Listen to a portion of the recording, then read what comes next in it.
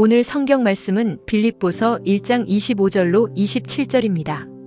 내가 살 것과 너희 믿음의 진보와 기쁨을 위하여 너희 무리와 함께 거할 이것을 확실히 아노니 내가 다시 너희와 같이 있으므로 그리스도 예수 안에서 너희 자랑이 나로 말미암아 풍성하게 하려 함이라.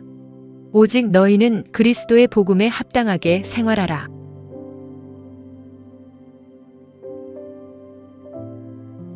사랑하는 넥스트 처치 성도 여러분, 그리고 오늘 이 예배에 동참하고 계신 여러분을 하나님의 이름으로 환영하고 축복합니다. 오늘 우리는 빌립보서 강의 두 번째 시간으로 왜 놓지 않으신가 라는 제목을 가지고 하나님의 은혜를 나누길 원합니다. 여러분 혹시 번아웃 증후군이라는 말을 들어보셨습니까? 직장에서 온 힘을 다해서 달리다가 또는 가정에서 끝없는 책임감에 짓눌려 지내다가 어느 날 갑자기 엔진이 꺼져버린 것처럼 마음에 아무런 의욕도 생기지 않고 무기력해지는 현상을 번아웃 증후군이라고 얘기합니다. 세계보건기구에서도 이를 공식화된 건강 문제로 분류할 정도였습니다. 그런데 안타깝게도 이러한 탈주는 우리의 신앙생활 속에서도 똑같이 찾아옵니다. 처음에는 눈물과 감격으로 뜨겁게 예수님을 만났고 신앙생활을 시작합니다. 그런데 시간이 흐르고 삶의 무게가 더해지면서 어느 순간부터 기도의 문이 막히고 말씀이 머리에서 머물고 맙니다. 예배가 그냥 일요일마다 반복되는 형식이 되어버립니다. 내가 영적으로 더 이상 앞으로 나아가고 있다는 느낌이 전혀 들지 않습니다. 신앙의 동력이 완전히 멈춰버린 것 같은 두려움에 휩싸이게 되는 것입니다. 과거에는 나도 참 뜨거웠는데 지금 그 뜨거움은 다 어디로 갔을까라는 생각이 듭니다. 교회를 떠나 방황하다가 낙심한 마음을 가지고 있을 때도 있습니다. 왜 나에게 이러한 신앙의 번아웃이 있는지, 그리고 스스로 낙심하며 실망합니다. 기독교 영성학자인 C.S. 루이스는 고통의 문제라는 책에서 이렇게 얘기합니다. 어떤 화가가 대충 낙서 그리고 있다면 그는 그 그림에 큰 신경을 쓰지 않는다는 것입니다. 먹다 남은 커피가 튀어도 종이가 조금 찢어져도 그냥 내버려 둡니다. 왜냐하면 그건 낙서에 불과하기 때문에 그렇습니다. 그런데 만약 그 화가가 자신의 온 영혼과 평생의 심혈을 기울여서 위대한 걸작품을 그리고 있다면 상황은 완전히 달라진다는 것입니다. 아주 작은 얼룩 하나, 선 하나가 어긋나는 것도 용납하지 못합니다. 끊임없이 붓을 들고 수정하고 다듬고 또 다듬습니다. 이 과정을 지켜보는 캔버스 입장에서는 화가가 자기를 가만히 내버려두지 않고 자꾸만 붓으로 긁어대고 물감을 칠하니 피곤합니다. 그리고 고통스러울 수도 있습니다. 나를 그냥 이대로 편하게 내버려두면 안 됩니까? 라고 외치고 싶었을 것입니다. 그러나 그 화가가 작업을 멈추지 않는 이유는 단 하나입니다. 그 작품을 너무나 사랑하고 반드시 최고의 걸작으로 완성해야겠다는 열정이 있었기 때문에 그렇습니다. 하나님께서 우리의 삶에 자꾸만 간섭하시는 이유가 바로 이와 같다고 설명하는 것입니다. 오늘 본문이 바로 이 화가의 열정처럼 우리를 붙잡고 절대 놓지 않으시는 하나님의 끈질긴 사랑과 구원의 계획을 선포하고 있습니다.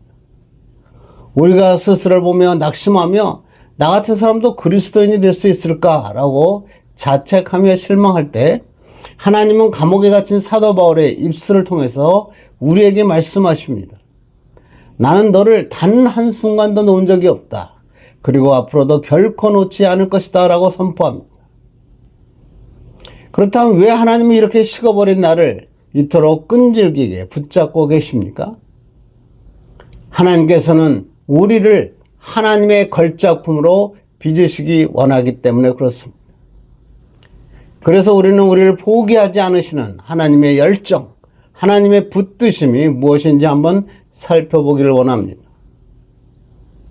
오늘 본문을 이해하려면 먼저 배경을 알아야 합니다. 지금 사도 바울이 이 편지를 쓰고 있는 장소는 편안하고 따뜻한 서재가 아닙니다. 바로 차갑고 어두운 로마의 감옥이었습니다. 바울은 로마 감옥에서 재판을 기다리며 자신의 아주 솔직한 내면의 고백을 쏟아내고 있습니다. 21절과 23절입니다.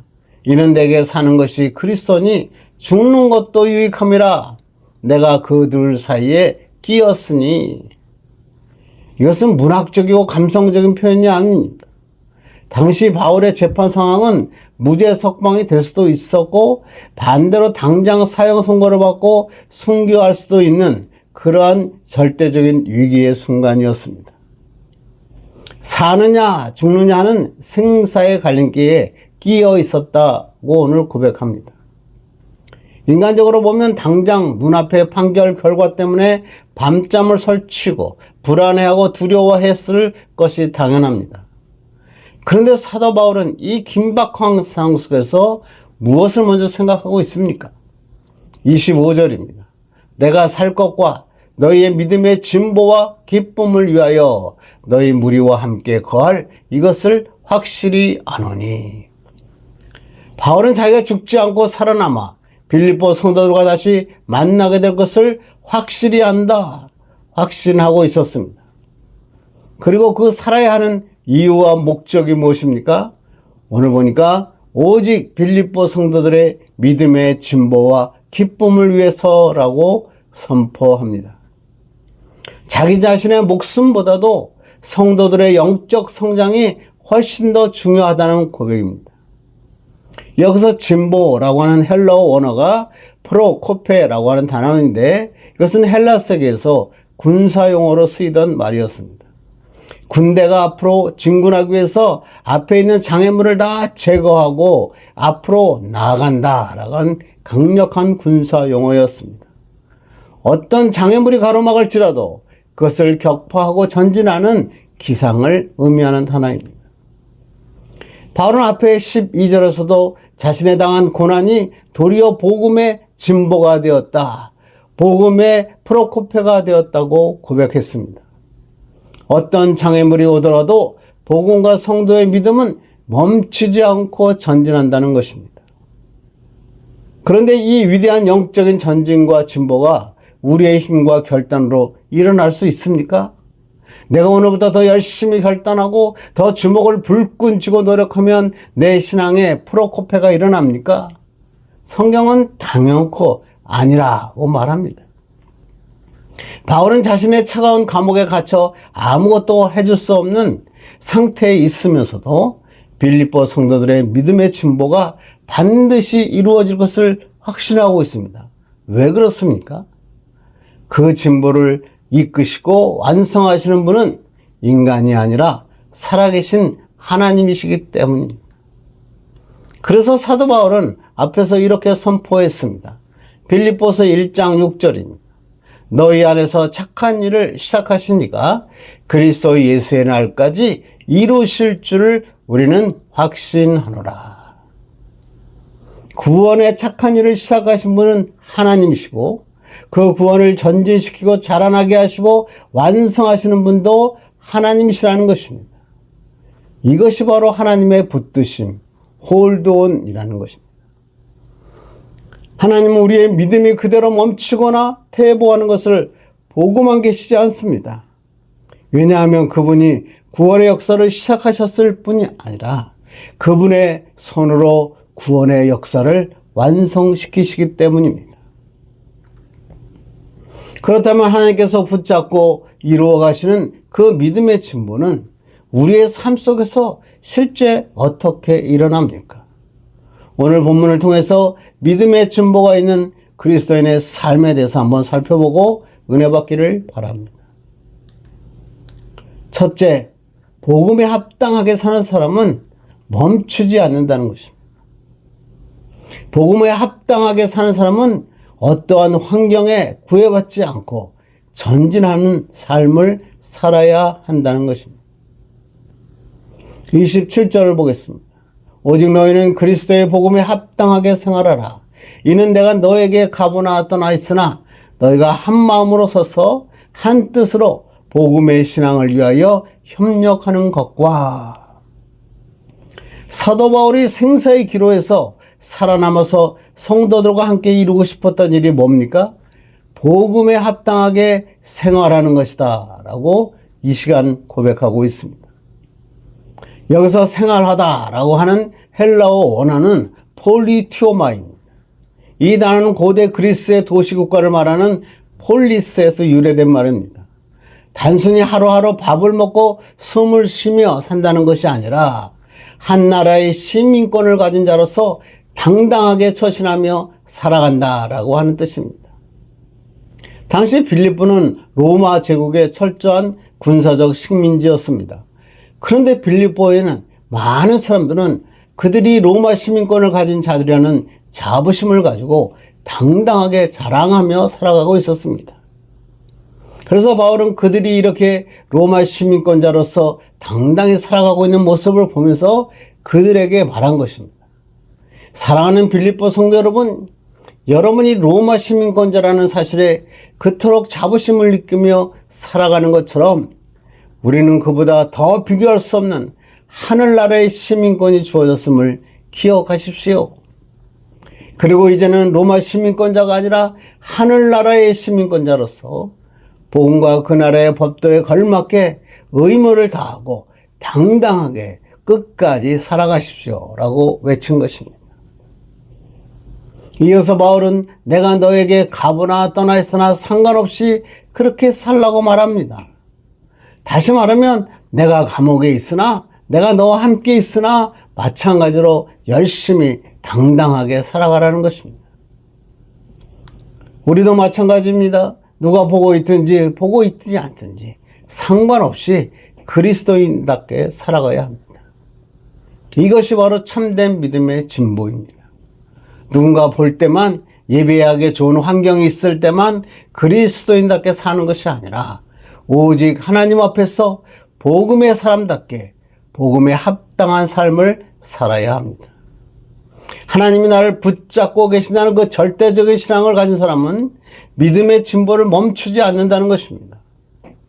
아무도 보지 않는 골방의 자리에서도 차가운 세상의 한복판에서도 변함없는 하나님 나라의 시민주권자로 살아가는 것입니다. 1873년 벨기에에 젊은 다미안 신부라는 사람이 살고 있었습니다. 그는 한센병 환자들의 격리된 절망의 섬 하와이의 몰로카이 섬으로 자원해서 선교하러 들어갑니다. 그는 가서 뜨겁게 복음을 외쳤지만 주민들은 당신은 깨끗하고 우리는 썩어가는 자들인데 그 복음이 우리와 무슨 상관이 있습니까?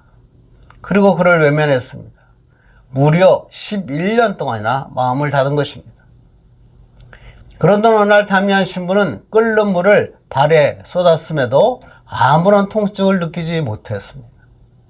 그리고 자신도 한센병에 감염되었다는 사실을 알게 되었습니다. 다음 주일 아침 그는 썩어 들어가는 손을 들고 평소와 달리 이렇게 그들에게 설교했습니다. 나의 사랑하는 동료 한센병 환자 여러분, 그 순간 온 예배당은 대성통곡으로 가득 찼습니다. 그가 진짜 우리와 같은 사람이 되어 아픔에 동참했음을 보았기 때문입니다. 그날 이후 절망뿐이던 섬은 서로를 위해서 기도하는 기쁨의 도성으로 완전히 변화되었습니다. 다미안 신부의 삶 자체가 살아 움직이는 복음이 된 것입니다.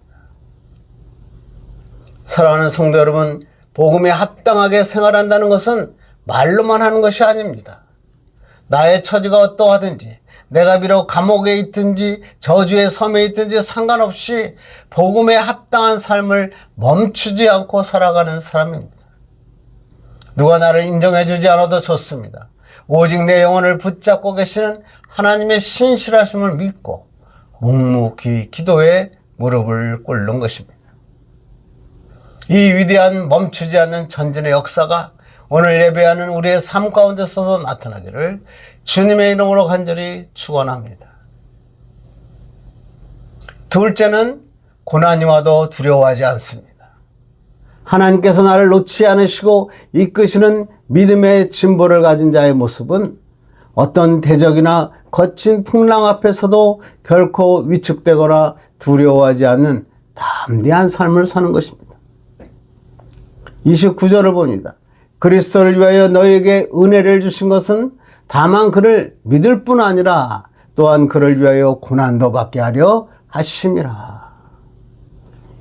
이 말씀은 오늘을 살아가는 그리스도인에게 거대한 영적 도전으로 다가오는 구절입니다.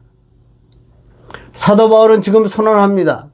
하나님께서 우리에게 독생자 예수를 믿는 믿음의 은혜를 주신 목적이 단순히 이 땅에서 복받고 형통하게 잘 사는 것이 아니라는 것입니다. 또한 그를 위하여 고난도 받게 하려 하심이라 라고 선포하십니다. 즉 성도가 겪는 신앙의 고난은 우리의 실수 때문에, 우리의 잘못 때문에 찾아오는 불행이 아닙니다. 하나님께서 허락하신 영광스러운 은혜의 결과물이라고 역설적으로 선언하고 있습니다. 오늘날 참으로 많은 사람들이 예수를 믿으면 인생의 모든 비바람이 다 피해가고 좋은 일만 생길 것이라고 오해합니다. 간절히 기도하면 내 삶의 복잡한 문제가 마술처럼 흔적도 없이 사라져야 그것이 진정한 은혜라고 생각하기도 합니다. 그러나 성경의 생각은 우리와 완전히 다릅니다. 우리가 예수를 마음의 중심에 진심으로 모시고 인생의 돛배를 저어갈지라도 거친 광풍은 불어닥칠 수 있고 우리의 인생은 요동칠 수 있습니다. 그것이 우리가 발을 딛고 살아가는 이 땅에서 부인할 수 없는 현실입니다.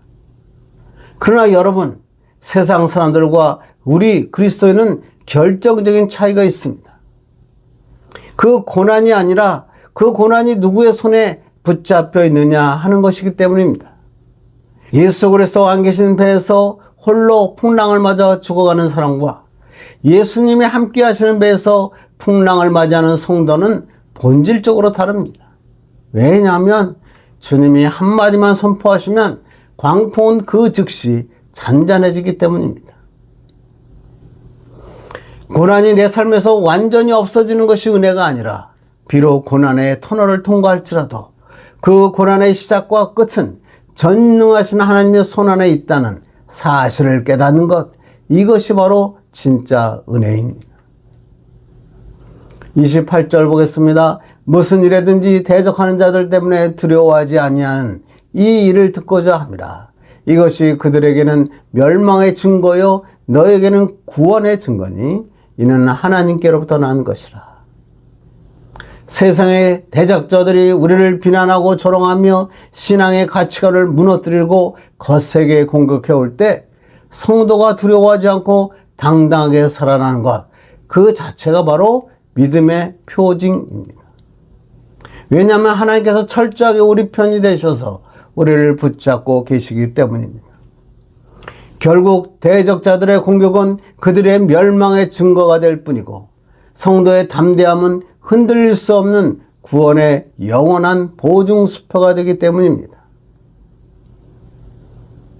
그러므로 어떤 상황 속에서 비겁하게 타협하거나 두려워하지 않는 것입니다. 이것이 바로 내 영혼에 하나님의 믿음의 진보가 작동하고 있다는 강력한 증거입니다. 공산주의의 가혹한 핍박 앞에서도 이 진리를 붙잡고 끝까지 두려워하지 않았던 위대한 증인이 있습니다. 루마니아 지하교회를 이끌었던 리차드 범브란트 목사님입니다. 그는 정권에 타협하지 않고 복음을 전하다가 체포됩니다. 무려 14년간 차가운 감옥에 갇혔습니다. 빛 한 점 들어오지 않는 독방에서 온갖 잔인한 고난을 견디고 살아왔습니다. 최종 사형 선고를 받게 됩니다. 인간적인 깊은 절망과 죽음의 공포가 그를 덮쳐왔을 때 홀로 감옥 바닥에 엎드려져 울부짖고 있는 범브란트 목사님의 마음에 하나님의 세미한 음성이 들려왔다고 합니다. 범브란트야, 성경 전체에서 내가 두려워하지 말라고 명령한 구절이 몇 번이나 기록되어 있는지 아느냐.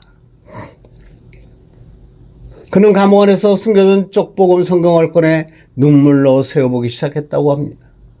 그가 세어보니 놀랍게도 두려워하지 말라는 선포가 정확히 366번 기록되어 있었습니다. 1년 365일 매일 두려워하지 말고 윤년에도 두려워하지 말라고 하신 것을 깨달은 것입니다. 이것을 깨달은 목사님은 모든 죽음의 공포가 찬송과 담대함으로 바뀌었습니다. 고난의 환경이 마술처럼 사라진 것이 아니었지만, 사형 선고는 여전히 유효했지만 그 고난마저도 하나님의 손 안에 있다는 것을 신뢰하게 되자 두려움이 떠나간 것입니다. 결국 그는 석방되어서 전 세계에 살아있는 복음을 증언하는 도구로 쓰임받게 되었습니다. 이 이야기에서 중요한 게 뭡니까?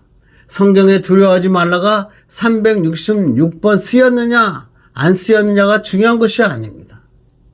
우리가 믿는 하나님은 결코 우리를 놓지 않으시고 함께 하심으로 두려워하지 말라는 것입니다. 하나님이 나를 홀드온 굳게 붙잡고 계시기 때문에 내 삶에 밀려오는 고난과 절망은 절대로 내 인생의 최종 결론이 될 수 없습니다. 그러므로 그 어떤 어둠의 세력도, 그 어떤 질병의 풍랑도 여러분을 하나님의 손에서 빼앗아갈 수 없음을 믿으시기 바랍니다.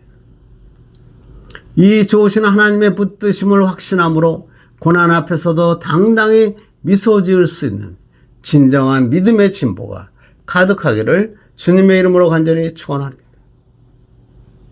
이제 말씀을 맺으려고 합니다. 오늘 우리는 빌립보서 강의 두 번째 시간으로 왜 놓지 않으신가 라는 말씀을 나누었습니다.